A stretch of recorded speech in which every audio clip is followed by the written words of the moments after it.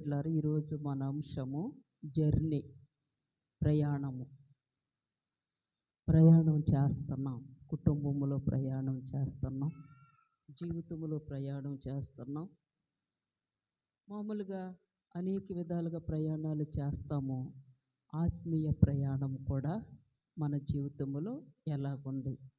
యాకోబు ప్రయాణము, దేవుని బిడ్డలారా, యాకోబు ఎవరు? అబ్రహాము మనుమడు, ఇస్సాకు కొడుకు. ఈ 28వ అధ్యాయం నుండి 35వ అధ్యాయం వరకు యాకోబు జర్నీయే, యాకోబు ప్రయాణమే. ఈ ప్రయాణములో యాకోబుకు వచ్చిన సమస్యలు, శోధనలు కొన్ని మనము వివరించుకుందాం.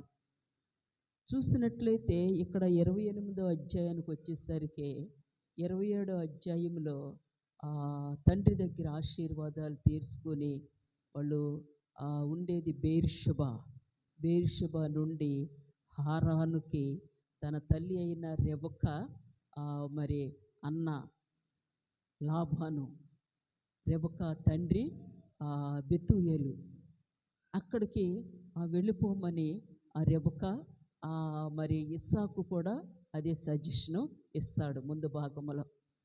అక్కడికి ప్రయాణమై వెళ్ళిపోతుంది. యాకోబు పరిస్థితి చూసినట్లయితే ఇల్లు దాటనివాడు, తల్లిదండ్రులు విడిచిపెట్టనివాడు, దేవుని భయముతో భక్తితో పెరిగినవాడు, దేవుని యందు మంచి విశ్వాసము, గురి గమ్యము కలిగినవాడు.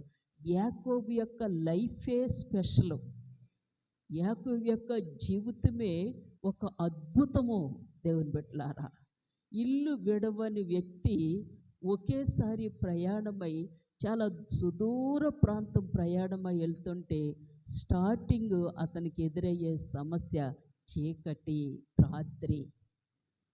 తన ప్రయాణంలో రాత్రి అయిపోయింది. ఇంట్లో మంచిగా ఐశ్వర్యవంతుడు, ధనవంతుడు, తాతైన అబ్రహాము బాగా సంపాదించిన ఆస్తిపాస్తులు ఉన్నాయి. అంతకు మించిన తండ్రి ఇస్సాకు ఇంకా ధనవంతుడు. మరి యాకోబు, ఏశావులు గొప్పవారు. ఆ పరిస్థితుల నుంచి ఒట్టి చేతులతో బట్టలు సదిరి రెబెకా తల్లి పంపినప్పుడు యాకోబుకి ఆ ప్రయాణంలో చీకటైపోయింది. ఎప్పుడు ఇంట్లో పడుకునే వ్యక్తి అరణ్యంలో పడుకుంటున్నాడు. క్రూర మృగాల శబ్దము, రకరకాల సౌండ్స్. ఆ పరిస్థితిలో ఆ రాత్రి అంతా ఏడ్చాడు యాకోబు. ఆ రాత్రి అంతా తన దేవునికి ఏడ్చాడు. తన తల్లిని గుర్తు చేసుకుంటున్నాడు, తన తండ్రిని గుర్తు చేసుకుంటున్నాడు, తన సోదరుని, తన కుటుంబాన్ని, తన పనివారిని అన్నీ గుర్తు చేసుకుని ప్రాముఖ్యంగా మరి అబ్రహాము, ఇస్సాకు, యాకోబుల దేవుణ్ణి మరి ప్రార్థన చేస్తున్నాడు. ఆ రోజు రాత్రంతా చీకటి, భయంకరమైన చీకటిలో ఆ రాత్రి నిద్రపోవాలి. నిద్ర పడుతుందా? పట్టదు. ఆ పరిస్థితులు ఆ కన్నీటితో ఏడుస్తుంటే ప్రభువారు ప్రత్యక్షమవుతారు. ఆ రోజు రాత్రి యాకోబుకి దేవుని ప్రత్యక్షతను చూస్తాడు, దేవదూతలు చూస్తాడు. అక్కడ ఒక నిచ్చెన పైన దేవుడు, దేవదూతలు ఎక్కుచూ దిగుచూ యాకోబుతో స్పష్టంగా స్వరముతో మాట్లాడతారు. దేవుడు హల్లెలూయా, మన దేవుడు మాట్లాడే దేవుడు. ఈ కుటుంబంలో చీకటి సమస్యల, శోధనల, అనేకమైన సమస్యలతో అల్లుకుపోయి ఉంటే యాకోబు యొక్క స్టార్టింగ్ ప్రార్థన మరల నేను ఎండింగ్ ప్రార్థనకి తీసుకువెళ్తాను మిమ్మల్ని. ఈ జర్నీలో, ఈ ప్రయాణంలో స్టార్టింగ్ ఏం చేశాడు? రాత్రంతా ప్రార్థన చేశాడు యాకోబు. ఎండింగ్ కూడా రాత్రంతా ప్రార్థన చేశాడు. ఈ మధ్యలో అనేక పరిస్థితులు జరిగినాయి, కానీ ఏది వదలలేదు? దేవుణ్ణి వదలలేదు, ప్రార్థన జీవితాన్ని వదలలేదు. దేవుని బిడ్డలారా, అయితే మరి తర్వాత చూసినట్లయితే, రెండవదిగా చూసినట్లయితే చూడండి 29వ అధ్యాయము 25 మ్యారేజ్. ఈ ప్రయాణము నేను షార్ట్ కట్లో చెప్తున్నా, సమయం తక్కువగా ఉంది. ఈ ప్రయాణములో దేవుడు మాట్లాడతారు. యాకోబు దేవునికి వాగ్దానం చేస్తాడు. అన్నవస్త్రాలు ఇవ్వు చాలు అంటాడు. చాలా వాళ్ళిద్దరి మధ్యన, దేవుని మధ్యన, యాకోబు మధ్యన సంభాషణ జరుగుతుంది. అబ్రహాముకి దేవునికి మధ్య సంభాషణ జరుగుతుంది. ఇస్సాకు దేవునికి సంభాషణ జరుగుతుంది. వాళ్ళు బలిపీఠాలు కట్టడము, ప్రార్థన చేయడం, బలులు అర్పించడం, ఆ అలవాటులో దేవుని ఆశీర్వాదాలు మెండుగా విస్తారముగా పొందుకున్నారు. చూడండి, మ్యారేజ్ విషయంలో శోధన 25. ఉదయమందు ఆమెను లేయా అని ఎరిగి అతడు లాబానుతో, నీవు నాకు చేసిన పని ఏమిటి? రాహేలు కోసమే కదా నీకు కొలువు చేసి తిని, ఎందుకు నన్ను మోసపుచ్చితివనెను. అందుకు లాబాను, పెద్దదానికంటే ముందుగా చిన్నదానినిచ్చుట మా దేశ సాంప్రదాయము, మా దేశ మర్యాద కాదు. ముందుగా చెప్పాలి కదా ఈ విషయము. ముందుగా చెప్పలేదు. పెద్దమ్మాయిని నీకు వివాహం చేస్తానని చెప్పలేదు. చూసారా, మ్యారేజ్ విషయంలో ఎంత శోధన. ఒక బిడ్డను ప్రేమించాడు యాకోబు. 7 సంవత్సరములు ఆ రాహేలు కోసం కొలువు చేశాడు. దేవుని బిడ్డలారా, కష్టపడడం నేర్చుకున్నాడు. సుఖపడిన యాకోబు కష్టపడుతున్నాడు. ఎప్పుడు కొండలకు వెళ్ళిన పరిస్థితి లేదు, పొలాలకి వెళ్ళిన పరిస్థితి లేదు. మందల్ని తోలి కాసి అవి ఎన్నున్నాయో ఏంటో లెక్క లేని పరిస్థితి, పనివారి అంతా. అలాంటిది పశువులు మందను మేపుతున్నాడు. గొర్రెలు మేకలు మందను మేపుతున్నాడు. అక్కడ ఆ లాబాను మందను, మేనమామైన ఆ లాబాను మందను మేపుచున్నాడు. తర్వాత తన కుమార్తెలిద్దరూ రాహేలుని ప్రేమించాడు. అలాగే ఓకే, రాహేలునిచ్చి నీకు వివాహం చేస్తానన్నాడు. ఏం చేశాడు లాబాను? లేయాని వివాహం చేశాడు. లేయాని తర్వాత చాలా బాధపడ్డాడు. ఏంటి పరిస్థితి? ప్రతిదీ ఆ దేవునికి మొరుపెట్టేవాడు. తర్వాత లాబాన్ని అడిగితే, మా దేశ మర్యాద అలా కాదు, పెద్దదానికోకుండా చిన్నదానికి చెయ్యము. అయితే నాకు నీ చిన్న కుమార్తె కావాలి. మరొక 7 సంవత్సరాలు నీవు నాకు కొలువు చేస్తే, పని చేస్తే, చాకిరీ చేస్తే ఎంత స్వార్థముగా ఆలోచిస్తున్నాడు చూడండి. అప్పుడు రాహేలునిచ్చి వివాహం చేస్తాను అంటాడు. దేవుని బిడ్డలారా, తర్వాత మరి లాబాను కష్టార్జితాన్ని, యాకోబు కష్టార్జితాన్ని దోచుకున్నాడు. చూడండి ఆ మాట 30 అధ్యాయము 29, 30 వచనాలు. అతను చూచి, నేను నీకెట్లు కొలువు చేస్తునో, నీ మందలు నా యొద్ద ఎట్లుండెనో అది నీకు తెలియను. నేను రాకమునుపు నీకుండినది కొంచెమే, అయితే అది బహుగా అభివృద్ధి పొందెను. నేను పాదం పెట్టిన చోటెల్లా యెహోవా నిన్ను ఆశీర్వదించెను. నేను నా ఇంటి వారి కొరకు ఎప్పుడు సంపాద్యము చేసుకొందుననెను. చాలు, లాబానుతో మాట్లాడుతున్నాడు. నేను చాలా కష్టపడ్డాను. నీకున్నది ఒక 100-200 గొర్రె, ఇప్పుడు వేల గొర్రెలు. నేను నమ్మకముగా నీ మందను కాసాను. ఒక తోడేలే కాదు, ఒక మృగమే కాదు, ఒక సింహం, పులి ఏది రాకుండా నా దేవుడు ఈ మందకి కాపుదల ఉన్నారు. అంతేకాకుండా నీకు మొదట ఉండినది కొంచెమే, అది బహు అభివృద్ధి పొందెను. నేను పాదం పెట్టిన చోటెల్లా యెహోవా నిన్ను ఆశీర్వదించాను. నేను పాదం పెట్టిన చోటెల్లా, దేవుని బిడ్డలారా, నీ పాదములో నీ ఆశీర్వాదం ఉంది, నీ నోటిలో నీ ఆశీర్వాదం ఉంది. మన నోటి ద్వారానే మన ఆశీర్వాదాలు పోగొట్టుకుంటాం. మన నోటి ద్వారానే మనము దేవునికి సమీపమయ్యే పరిస్థితి దూరం అయిపోతాం. మన పాదములో కూడా ఆశీర్వాదం. దేవుడు మాకిచ్చిన వాగ్దానాలు, దేవుడు మాకిచ్చిన ఆయన అనేకమైన వాగ్దానాలు. మీరు పాదం పెట్టిన ప్రతి చోట, ప్రతి గృహాన్ని నేను సంఘములో ప్రతి కుటుంబాన్ని దేవుడు ఆశీర్వదించారు. మొదట దేవునిలోకి వచ్చిన పరిస్థితులు, ఇప్పుడు పరిస్థితులు మిమ్మల్ని మీరు ఆలోచించుకుంటే దేవుడు మీ జీవితంలో మేలులు చేయలేదా? ఉపకారాలు చేయలేదా? ఎన్ని ఆశీర్వదించారు.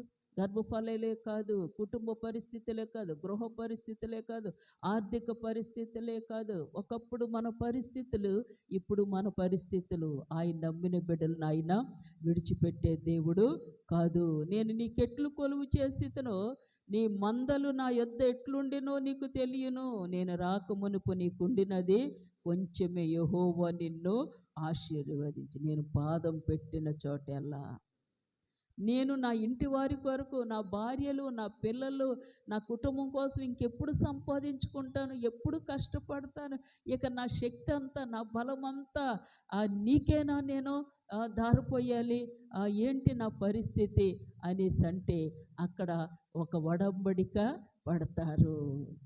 గొర్రెలను తెచ్చి తెల్ల పిల్లలు పుడితే నీవి, మచ్చలు పుడితే నావి. అన్నీ కూడా తెల్లవే పుట్టినవి. అమ్మో ఏంటి ఇలాగా ఇడికే వెళ్ళిపోతున్నాయని. లేదు, మచ్చలవు నీవి, తెల్లగా పుడితే నావి అన్నాడు. నెక్స్ట్ అన్ని మచ్చలవే పుడుతున్నాయి. ఆ మ్యాటర్ చాలా పొడవుగా ఉంటే షార్ట్గా అన్ని మచ్చలవే పుడుతున్నాయి. అప్పుడు పరిస్థితి ఎలాగొచ్చిందంటే, తర్వాత అధ్యాయం, లాబాను కుమారులకి యాకోబు మీద అసూయ వచ్చింది. చాలా అసూయ వచ్చింది. వీడు మన మధ్యకు వచ్చి, వీడు నాన్న మోసం చేసి వీడన్నీ సంపాదించేసుకుంటున్నాడని చాలా అసూయ వచ్చింది. దేవుని బిడ్డలారా,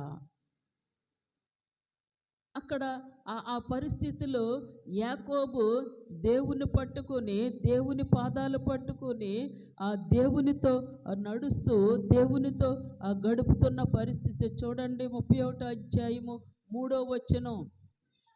అప్పుడు యెహోవా, నీ పితరుల దేశమునకు, నీ బంధువుల యొద్దకు తిరిగి వెళ్ళుము, నేను నీకు తోడై ఉండేదనని యాకోబుతో చెప్పగా, యాకోబు పొలములో తన మంద యొద్దకు రాహేలును లేయాను పిలువనంపి వారితో ఇట్లనెను, మీ తండ్రి కటాక్షము నిన్న మొన్న నా మీద ఉండినట్లు ఇప్పుడు నా మీద నుండలేదని నాకు కనబడుచున్నది. అయితే నా తండ్రి యొక్క దేవుడు నాకు తోడై ఉన్నాడు. మీ తండ్రికి నా యవశక్తితో కొలువు చేసి తినని మీకు తెలిసే ఉన్నది. మీ తండ్రి నన్ను మోసపుచ్చి 10 మార్లు నా జీతము మార్చెను, అయినను దేవుడు అతని హాని చేయ ఇయ్యలే. చాలు. చూసారా, 3 నుంచి 7 వచనాలు చాలా అద్భుతముగా ఉంటాయి. దేవుడు మాట్లాడతారు యాకోబుతో, నీ పితరుల దేశమునకు, నీ బంధువుల యొద్దకు నువ్వు తిరిగి వెళ్ళు. నువ్వు బెయేర్షెబాకి వెళ్ళిపో. అక్కడ అబ్రహాము ఆ బలిపీఠాలు, ఇస్సాకు బలిపీఠాలు, అక్కడ నా ఆశీర్వాదం ఉంది. నువ్వు బెయేర్షెబాకి వెళ్ళిపో, నేను నీకు తోడై ఉన్నాను, నువ్వు భయపడక. అక్కడ ప్రభు ధైర్యపరుస్తారు.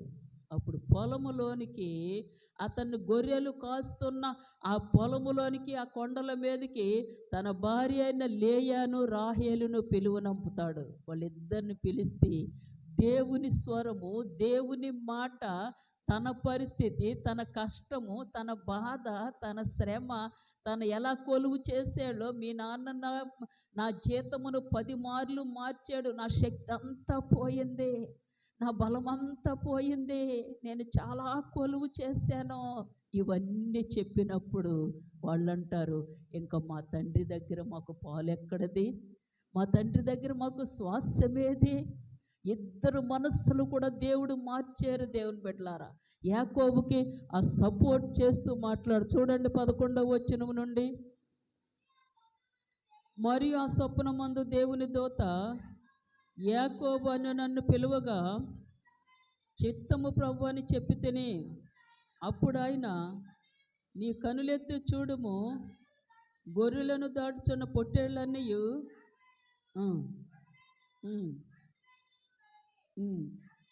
ఏలయనగా లాబాను నీకు చేయుచున్న యావత్తును చూచి తిని, నీవెక్కడ స్తంభం మీద నూనె పోసితవో, ఎక్కడ నాకు మ్రొక్కుబడి చేసితవో ఆ బేతేలు దేవుడను నేనే. ఇప్పుడు నీవు లేచి ఈ దేశములో నుండి బయలుదేరి నీవు పుట్టిన దేశమునకు తిరిగి వెళ్ళుమని నాతో చెప్పిన నేను. అందుకు రాహేలును లేయాయు, ఇంకా మా తండ్రి ఇంట మాకు పాలు పంపులు ఎక్కడివి? అతడు మమ్మను అన్యులుగా చూచుటలేదా? అతడు మమ్మను అమ్మివేసి మాకు రావాల్సిన ద్రవ్యమును బొత్తిగా తినివేసెను. చాలమ్మ. దేవుడు ఆ ప్రతిసారి బలపరుస్తున్నారు. దేవుని సమయం అయిపోయింది. యాకోబు ఇంకా ఇక్కడ ఉండకూడదు, తన తండ్రి ఇంటికి వెళ్ళిపోవాలి. నీవు ఈ ప్రాంతాన్ని, ప్రదేశాన్ని విడిచిపెట్టి నీ తండ్రి ఇంటికి వెళ్ళిపో, బేతేలు దేవుడను నేనే అంటారు ప్రభు. చూసారా ఎంత కష్టం అనిపించాడో, ఎంత శోధన అనిపించాడో. తన రక్తమంతా ఆ పిండి వేయబడింది, తన బలమంతా పోయింది. తన ఆ కొండల మీద, ఆ లోయల్లో, ఆ పొలాల్లో తనకి నాకెవరూ లేరు, నేను ఒక అనాథినని దేవుని పాదాలు పట్టుకుని ఏడవడమే. కన్నీరు కన్నీరు, ప్రార్థన, విధేయత, దేవునికి లోబడి ఆ తండ్రి దేవుని, తాత దేవుణ్ణి మాటి మాటికి తలుచుకుని ఆ ప్రార్థన చేస్తుంటే ఆ కష్టాన్ని ఎవరు చూశారు? ఈనాడు నీ కుటుంబంలో ఎన్ని శోధనలు ఉన్నాయి, ఎన్ని సమస్యలు ఉన్నాయి, ఎన్ని అనారోగ్యాలు ఉన్నాయి, ఎన్నెన్ని పరిస్థితులు పిండేస్తున్నాయి. నీ పిల్లల విషయంలో, నీ యవ్వన బిడ్డల విషయంలో, నీ కుటుంబ పరిస్థితులు, ఈరోజు ఏ కుటుంబము కూడా నెమ్మదిగా లేదు. దేవుని బిడ్డలారా, యాకోబు కూడా ఎన్ని సమస్యలు అనుభవించాడో. ఇంకంటారు ఈ ఇద్దరు కూడా లేయా, రాహేలు తన భర్త మాట విన్నారు. ఇంకా మా తండ్రి ఇంట మాకు పాలు పంపులు ఎక్కడవి అంటారు. దేవుని బిడ్డలారా, చూడండి తర్వాత 31:24 నుండి చూడండి. 31, ఆ రాత్రి స్వప్నమందు దేవుడు సిరియావాడైన లాబాను వద్దకు వచ్చి, నీవు యాకోబుతో మంచిగాని చెడ్డగాని పలుకకుము, జాగ్రత్త సుమి అని అతనితో చెప్పెను. లాబాను యాకోబును కలుసుకొనెను. యాకోబు తన గుడారము ఆ కొండ మీద వేసుకొని ఉండెను. లాబానును తన బంధువులతో గిలాదు కొండ మీద గుడారము వేసుకొనెను. ఇంకా భార్యలు ఫుల్ సపోర్ట్గా ఉన్నారు. దేవుని బిడ్డలారా, భార్యలు ఇద్దరు కూడా ఫుల్ సపోర్ట్గా ఉన్నారు. మనం ఇక్కడ ఇంకా ఉండొద్దు, మనమందరము కూడా మీ తండ్రి ఇంటికి వెళ్ళిపోదాం. భార్య ప్రార్థన చేస్తుంటే భర్త సపోర్ట్ చేయాలి, భర్త దేవునిలో ఎదుగుతుంటే భార్య సపోర్ట్ చేయాలి. దేవుని బిడ్డలారా, పిల్లల్ని దేవునిలోనికి నడిపించాలి. నీ కుటుంబానికి దేవుడు తప్ప, నీ కుటుంబానికి పరమ తండ్రి తప్ప వేరే ఏది నీ మైండ్లో ఉండదు. ఆయన మీద గురి పెట్టుకున్నప్పుడు, ఆయన మీద నువ్వు నమ్మకం పెట్టుకున్నప్పుడు నీ నమ్మకాలని ఆయన వమ్ము చేయడు. మనం మాట తప్పిపోతామేమో కానీ మాట ఇచ్చి నెరవేర్చే దేవుడు. వీళ్ళు బయలుదేరి వెళ్ళిపోతున్నారు. యాకోబు తన భార్యలని, తన సంతానాన్ని తీసుకుని వెళ్ళిపోతుండగా దేవుని బిడ్డలారా, అక్కడ గిలాదు కొండ మీద అక్కడ గుడారం వేసుకున్నారు. ఈ విషయం లాబానుకు తెలిసి కొంతమంది పనివారితో వాళ్ళు మరలా వెనక్కి తీసుకొచ్చేయాలని బయలుదేరి వెళ్ళి వేరొక చోట గుడారం వేసుకున్నాడు. లాబాను ఇప్పుడు భయపడుతున్నాడు యాకోబు అంటే. లాభానికి చాలా భయమేస్తుంది. ఎందుకంటే గడచిన రాత్రి నీ దేవుడు నాతో మాట్లాడారు.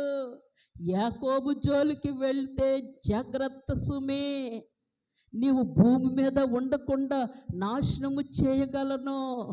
నా కుమారుడైన యాకోబు జోలికి, నా కుమార్తెల జోలికి, నా బిడ్డల జోలికి, నా సేవకుల జోలికి, నా సంఘము జోలికి వస్తే జాగ్రత్త సుమి. సంఘం జోలికి వచ్చిన, సేవకుల జోలికి వచ్చిన యేసు ప్రభువారి ఆ కంటి నల్ల పాపలో ఏలు పెట్టినట్టు. చిన్న నలక పడితేనే తట్టుకోలేము మనము, ఏలు పెడితే తట్టుకోగలమా? తట్టుకోలేము. దేవుని బిడ్డలారా, అది చాలా భయంకరం. వాళ్ళ జీవితాల్లో మేలు పొందుకోలేరు, వాళ్ళ జీవితంలో ఆశీర్వాదము చూడలేరు. దేవుని బిడ్డలారా, కాబట్టి ప్రతి విషయంలో నా సంఘము దేవునిలో ఎదగాలి, నా సంఘము కోసం నేను ప్రార్థన చేయాలి, నశించిపోచిన ప్రజల కోసము నా వంతుగా నేను ఆయన పాదాల దగ్గర ఏడవాలి. నన్ను రక్షించిన దేవుడు, నాకిచ్చిన రక్షణ, నన్ను ప్రేమించిన దేవుడు అనేక మంది కోసం నేను ప్రార్థించాలని మంచి హృదయం, మంచి మనస్సు నీ జీవితంలో ఉన్నప్పుడు నీ బిడ్డలు, నీ కుటుంబాన్ని నిన్ను దేవుడు ఆశీర్వదిస్తారు. వాళ్ళు నాశనం అయిపోవాలి, వీళ్ళు నాశనం అయ్యారు, వాళ్ళు పైకి వచ్చేస్తున్నారు, వీళ్ళు పైకి వచ్చేస్తున్నారు. వాళ్ళు అలా సంపాదించుకున్న ఆ ఏడుపు ఉంటే నీ కుటుంబానికి ఆశీర్వాదము ఉండదు. కుటుంబానికి ఆశీర్వాదం. గమనించండి దేవుని బిడ్డలారా, గడిచిన రాత్రి నీ దేవుడు నాతో మాట్లాడారు. అందుకని నేనేమి చేయలేకపోయాను. యాకోబుతో మంచిగాని చెడ్డగాని పలికావా, జాగ్రత్త, నిన్ను లేపేస్తానన్నాడు. అంతే. దేవుడు వణుకుపోయి భయపడిపోయి దూరంగా గుడారం వేసుకొని కాళ్ళబేరానికి వచ్చి అన్నాడు, ఇవి నాకు చెప్తే ఇంకా కలిగిందంతా ఇచ్చి పంపుదును కదా, సంతోషం పంపుదును కదా, అలాగేలా పంపే ఉద్దేశం లేదు. ఇంకా జీవితాంతం మరణం వరకు, ముసలయ్యే వరకు పని చేయించుకోవాలనే ఉద్దేశమే కలిగి ఉన్నాడు. దేవుని బిడ్డలారా, తర్వాత 31వ అధ్యాయము 38 నుంచి చూడండి. ఈ 20 ఏండ్లు నేను నీ యొద్ద నుంటిని, నీ గొర్రెలైనను మేకలైనను ఈడ్చుకొని పోలేదు, నీ మంద పొట్టేళ్లను నేను తినలేదు, దుష్టమృగముల చేత చేల్చబడిన దానిని నీ యొద్దకు తేక ఆ నష్టము నేనే పెట్టుకొంటిని. పగటి యందు దొంగిలింపబడిన దాన్ని నేమి, రాత్రి యందు దొంగిలింపబడిన దాన్నేమి నా యొద్ద నీవు పుచ్చుకొంటివి. నేను ఇలాగంటిని, పగటి ఎండకును రాత్రి మంచుకును నేను క్షీణించిపోతిని, నిద్ర నా కనులకు దూరమాయెను. ఇది వరకు నీ ఇంటిలో 20 ఏండ్లు ఉంటిని, నీ 2 కుమార్తెల నిమిత్తము 14 ఏండ్లను, నీ మంద నిమిత్తము 6 ఏండ్లను నీకు కొలువ చేసి తిని, అయినను నీవు నా జీతము 10 మార్లు మార్చితివి. చాలు, ఇంకా నా తండ్రి దేవుడు, అబ్రహాము దేవుడు, ఇస్సాకు భయపడిన దేవుడు నాకు తోడ ఉండని ఎడల నిశ్చయముగా నీవు నన్ను వట్టి చేతులతోనే పంపివేసి ఉందువు. దేవుడు నా ప్రయాసమును, నా చేతుల కష్టమును చూచి పోయిన రాత్రి నిన్ను గద్దించెనని లాబానుతో చెప్పాను. వినండి దేవుని బిడ్డలారా, యాకోబు జర్నీలో సమస్యలు, యాకోబు ప్రయాణములో శోధనలు, యాకోబు ప్రయాణములో 20 సంవత్సరములు నీకు కొలువ చేసి తిని, ఎండకు ఎండి తిని, మంచుకు తడిచి తిని, నేను క్షీణించిపోతిని, నిద్ర నా కన్నులకు దూరమాయను. ఎంత శోధన దేవుని బిడ్డలారా.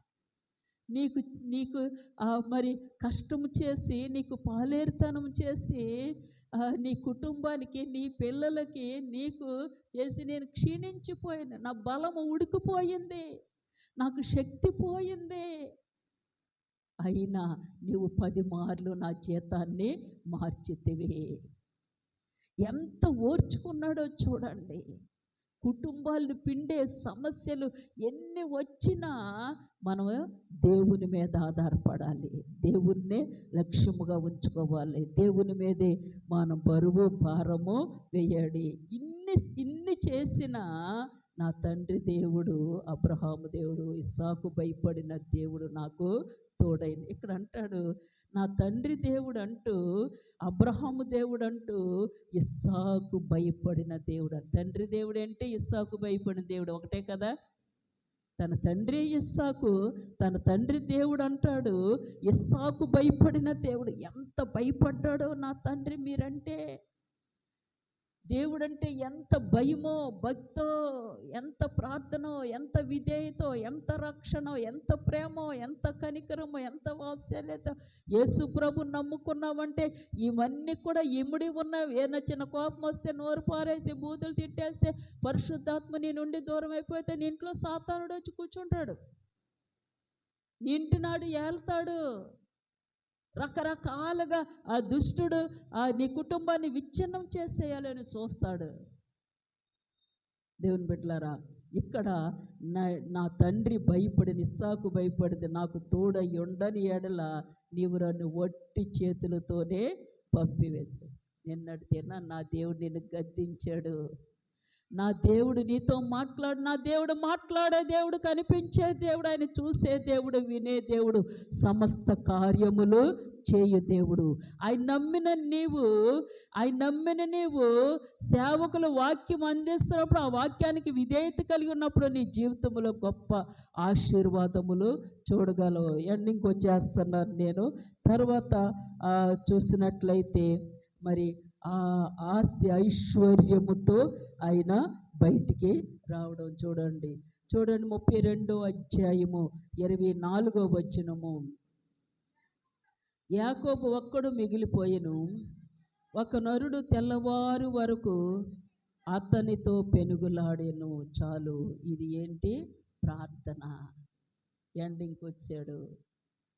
బెర్షెబా నుంచి బయలుదేరినప్పుడు ఆ అరణ్యములో ఆ రాత్రంతా మొరపెట్టాడు. దేవుని దర్శనము, దేవుని స్వరము, దేవుని స్వప్నము ప్రత్యక్షమైంది యాకోబుకి.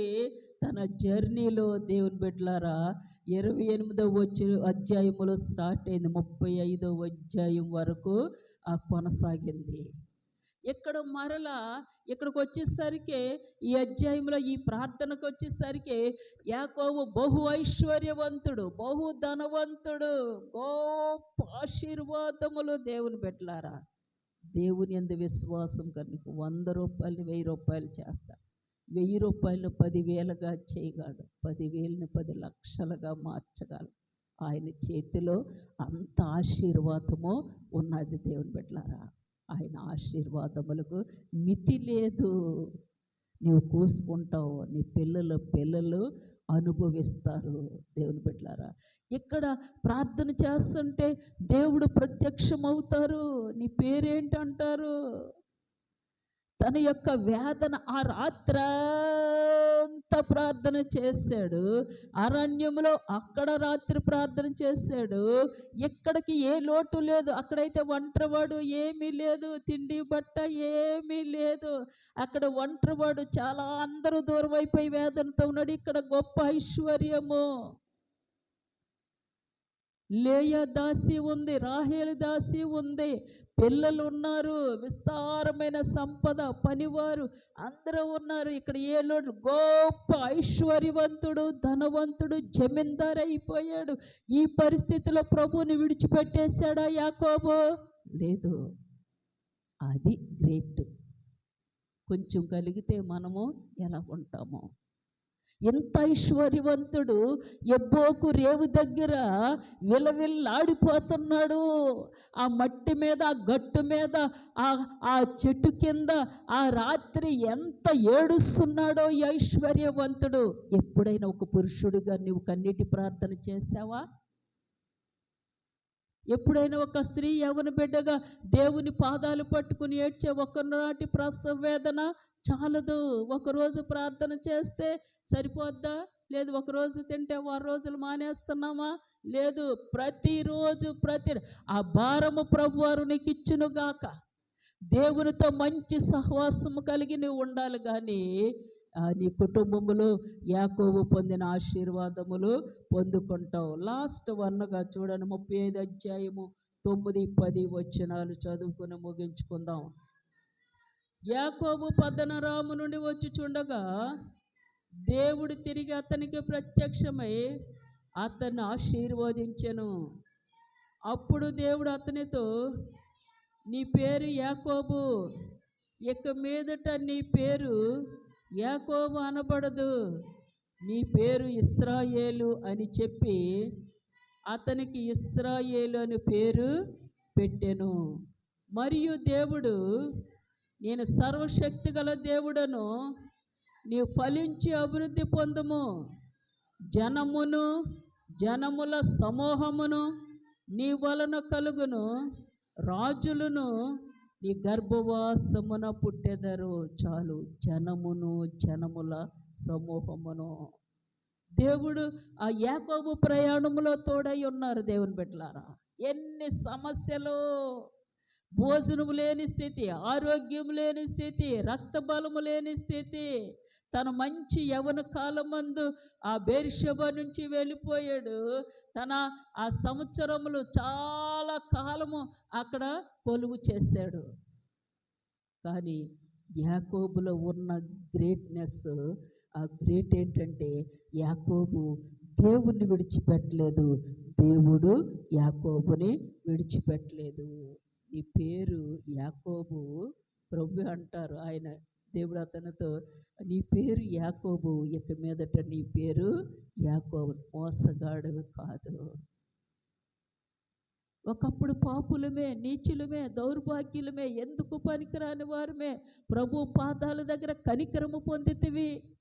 ప్రభు పాదాల దగ్గర ఆయన ప్రేమను పొందుకున్నావు, క్షమించబడ్డావు. దేవుని కొరకు మరి ఆ జీవించాలని నిర్ణయం తీసుకున్న నీవు నాగలు పట్టువాడు వెనక్కి చూస్తే నాగలు దునగలడా? దునలేడు. సాలు వస్తుందా? రాదు. నువ్వు వెనక్కి వెళ్ళకూడదు. నీ లైఫ్, నీ జర్నీ దేవునికి దూరం అయ్యే పరిస్థితి ఉండకూడదు. యాకోబు జర్నీలో ఎంత శ్రమ వచ్చినా, ఎంత శోధన వచ్చినా తన ఆ జర్నీ ముందుకే సాగింది. దేవుని మీద ఆధారపడ్డాడు. ఇక్కడ ప్రభు అంటున్నారు, మరియు దేవుడు, నేను సర్వశక్తి గల దేవుడు, నువ్వు ఫలించి అభివృద్ధి పొంది జనముల తండ్రిగా నిన్ను చేస్తాడు. చేయలేదా? ఇజ్రాయేలు జనాంగానికి ఎవరు? ఇశ్రాయేల్ జనాంగానికి ఎవరు? ఇశ్రాయేలే. హల్లెలూయా. ఈ ఇశ్రాయేలే, ఈ యాకోబే ఇశ్రాయేలు సంతానము. దేవుడు ఎంత ఆశీర్వాదం! ఎందుకు ఇంతగా ఆ యాకోబు దీవించబడ్డాడంటే యాకోబు జీవితము ప్రార్థించేవాడు. ప్రార్థనకి ప్రియారిటీ ఇవ్వబట్టి తన లైఫ్ అంత ఆశీర్వాదం. ఎన్ని పనులు ఉన్నా, ఎంత డ్యూటీ బిజీ ఉన్నా, ఎంత రెస్ట్లెస్గా ఉన్నా, దేవునికి ఇవ్వాల్సిన సమయం దేవునికి ఇచ్చినప్పుడు నీ స్టడీస్లోనే కాదు, నీ జాబ్స్లే కాదు, నీ ఫ్యామిలీలో కాదు, నీ పరిస్థితులు ప్రతీది కూడా దేవుడు కలుగు చేసుకుంటాడు. ఆయన లేకుండా నా బలము, నా శక్తి, నా జ్ఞానము, నా టాలెంట్ నేను అనుకుంటే పెద్ద గుడ్డు సున్నా. దేవుని బిడ్డ ఆయన మీద ఆధారపడినప్పుడు ఆయన సహాయం చేస్తారు. యాకోబు జర్నీ ఈ విధముగా ఉంది. తర్వాత ప్రయాణమై తండ్రింటికి వచ్చినప్పుడు కూడా ఏశావు విస్తారమైన, ఏశావు మనస్సును దేవుడు మార్చే, శత్రువుల మనస్సులు మారుస్తాడు, దుష్టుల మనస్సును మారుస్తాడు. నీకు అపాయము కలుగు చేసుకొని చేయాలన్న వాళ్ళు మనస్సులు మారుస్తారు. నీకు వ్యతిరేకముగా ప్రతి ఆలోచన లయం చేస్తారు ప్రభువారు. దేవుని అహితోపేలు ఆలోచనలన్నిటినీ తారుమారు చేసేసిన దేవుడు నీ విషయంలో కూడా కలుగు చేసిన. ఒకటి, ఆయన మీద డిపెండ్ అవ్వు. ఆర్థిక పరిస్థితుల ఆయన మీద డిపెండ్ అవ్వు. నేను చెప్తాను ఒకటే, వేకువ ప్రార్థన, ఉదయకాల ప్రార్థన, రాత్రి కుటుంబ ప్రార్థన చాలా ఇంపార్టెంట్. మా కుటుంబ ప్రార్థనలో నిర్గమకాండము 19 అధ్యాయకి వచ్చాం. రాత్రికి 19 అధ్యాయం, రోజుకు ఒక అధ్యాయము చదువుతాం అన్నమాట. 19 అధ్యాయంకి వచ్చాం. నీ కుటుంబ ప్రార్థన, నీ చిన్న బిడ్డతో కలిసి. యవ్వన పిల్లల భర్త బిజీగా ఉండి రాలేదా? భర్త ఉన్నాడా? ఒక్క సింగిల్ పల్లవి చరణమైన పాడుకు, ఒక అధ్యాయం చదువుకో. ఎంత ఆశీర్వాదమో తెలుసా? అది గుండెకాయ, బాడీకి ఆ గుండె ఎంత బలమునిస్తుందో కుటుంబములో అంత కార్యాలు ప్రభువారు చేస్తారు. దేవుడి పరిశుద్ధ వాక్యమును దీవించి ఆశీర్వదించునుగాక. ఆమేన్.